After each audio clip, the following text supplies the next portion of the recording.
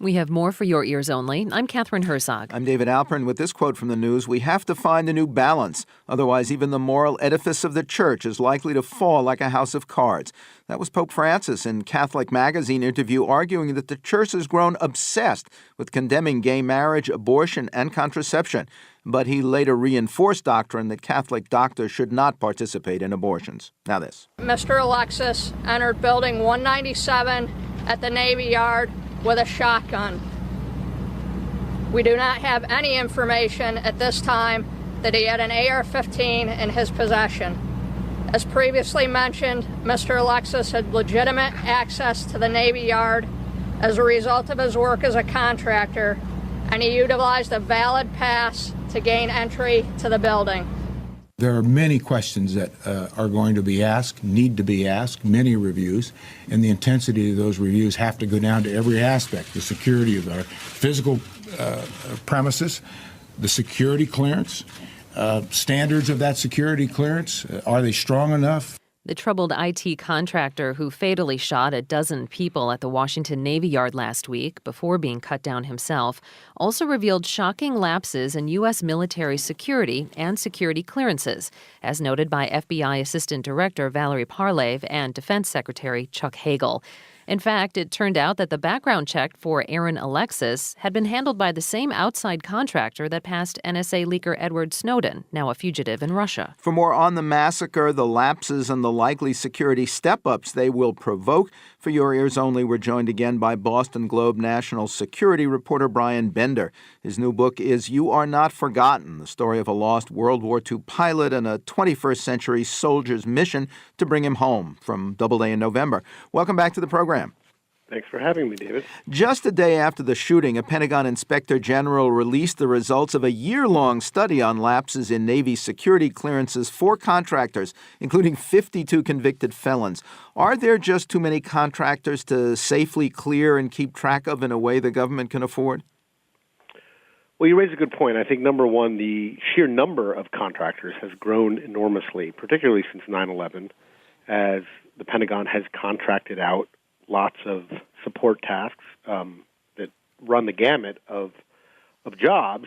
But I think what this also gets to is a process that is not just overloaded and therefore under enormous pressure to get these clearances approved, but also a system that really hasn't dramatically changed since it, first grew up during the Cold War.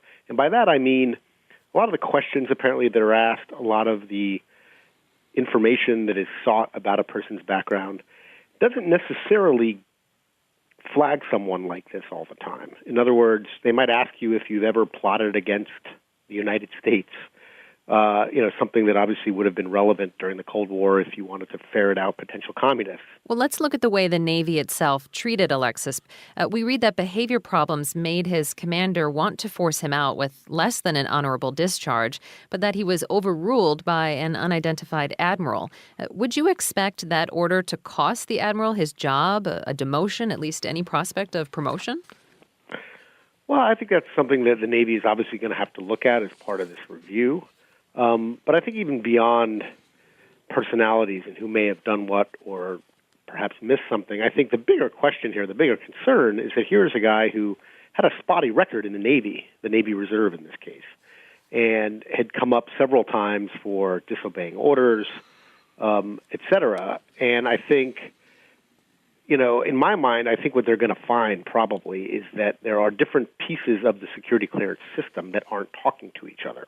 So you might have somebody who's hired, in this case a contractor, to do the background check, but they may not have access to all the relevant records that would show that this guy had a troubled Navy career. He also had some run-ins with the law, as we know, at least on 3 occasions in different places in the country. So, I think there's certainly going to be some people that are held accountable, but I think what's really going to be held accountable really is the system and why it doesn't work and how it needs to be fixed. And doesn't technology permit more sort of continuous updating on these security clearances?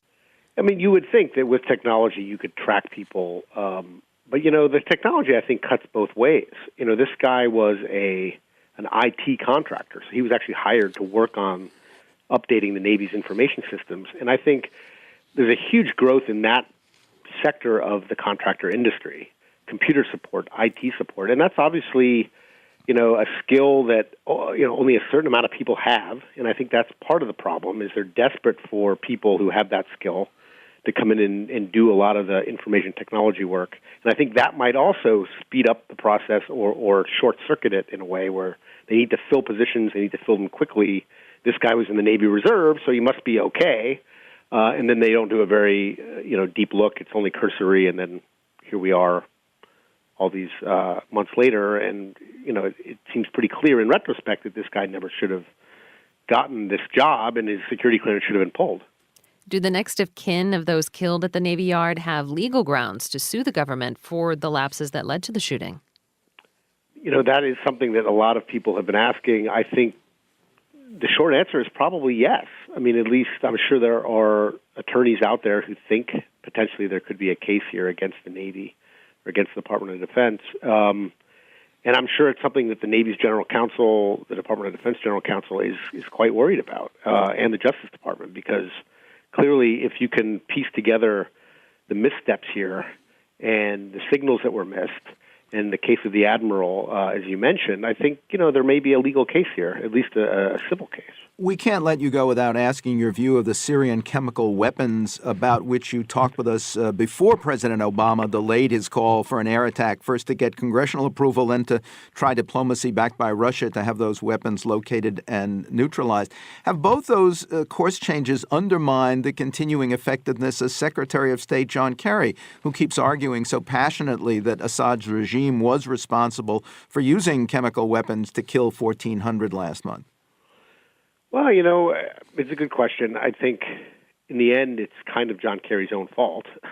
As you know, he is the one who, in an offhanded remark answering a reporter's question, said, Assad could avoid war if he would give up his chemical weapons in a week, but he's not going to do that. And, of course, the Russians jumped on that comment to raise this proposal. And it was kind of hard to say, no, we're just going to go to war and not let this diplomatic avenue proceed.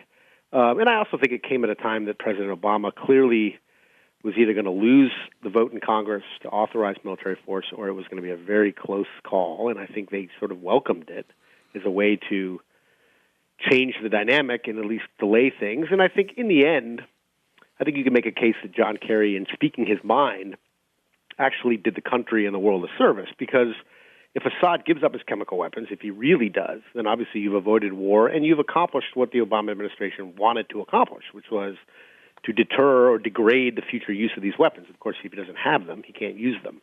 But at the same time, if he doesn't live up to this agreement, and many people think he won't or he will delay, then obviously you then can go back to Congress, you can go back to the United Nations, and potentially get a lot more support for taking some military action. Boston Globe national security reporter Bryan Bender. His new book is You Are Not Forgotten, the story of a lost World War II pilot and a 21st century soldier's mission to bring him home, from Doubleday in November. Here's a quote from the news. "I am not anti-Russian. I am pro-Russian. More pro-Russian than the regime that misrules you today." That was Arizona Republican Senator John McCain in the online newspaper Pravda.ru, criticizing Russian President Vladimir Putin after his critique of America in the New York Times. Next, mass murder and mental health, for your ears only.